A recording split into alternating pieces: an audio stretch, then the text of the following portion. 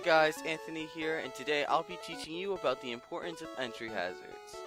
Entry hazards are a staple in the competitive Pokemon metagame, and have been since being buffed in Diamond, Pearl, and Platinum.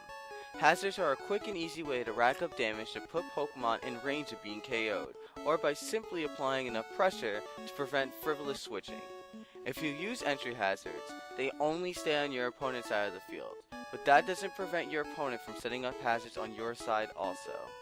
There are 4 types of entry hazards: Stealth Rocks, Spikes, Toxic Spikes, and Sticky Web.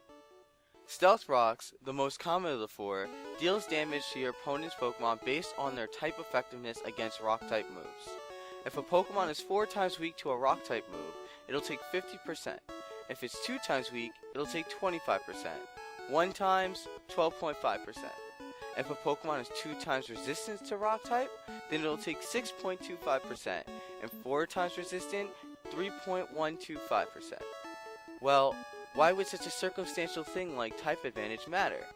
Because it limits the switches of extremely strong Pokemon like Talonflame, Mega Charizard Y, Volcarona, and other Pokemon weak to Rock-type moves. A Pokemon with 4 times weakness to Rocks will have about 2 switch-ins with Stealth Rocks on the field. This is a surefire way to get into your opponent's head and get yourself into a position where you can sweep.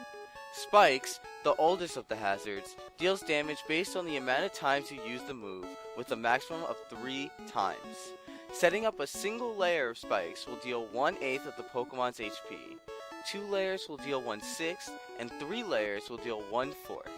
Once again, this limits the amount of switches you or your opponent can use in battle.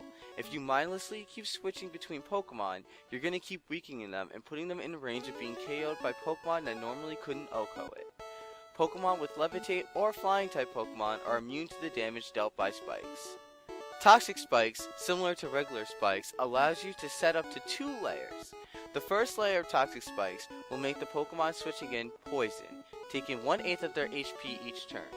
With 2 layers, the Pokemon will be badly poisoned.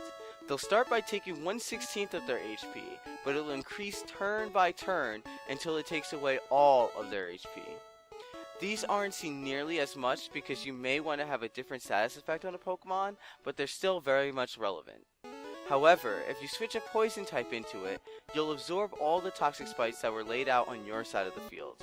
Once again, Pokemon with Levitate or Flying type Pokemon are immune to these. Lastly, the newest of the hazards, Sticky Web. Sticky Web decreases the Pokemon speed by 1 stage, or by 0.67 times. This can either be a good thing or a bad thing. Good for Pokemon that rely heavily on speed for sweeping, like Greninja, and allow you to take them down with Pokemon from a lower speed tier.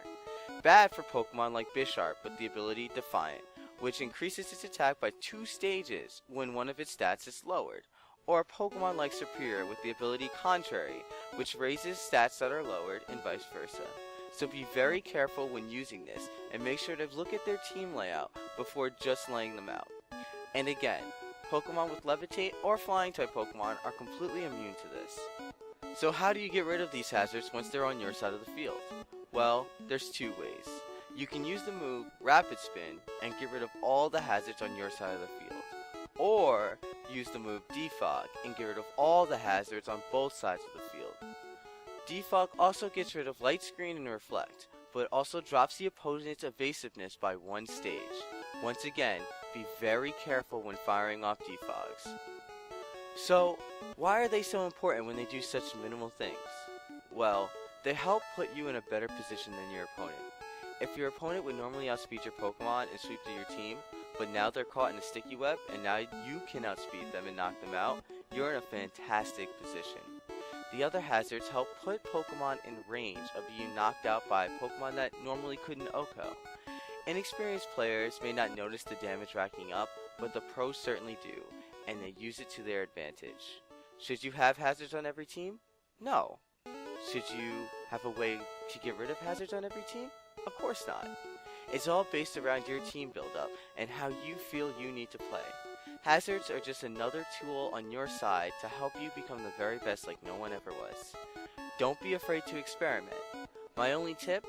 If you have a Pokemon that is 4 times weak to rocks like Volcarona, always bring a Pokemon with Rapid Spin or Defog. It's good team synergy and allows you to use Volcarona more than 2 times before fainting.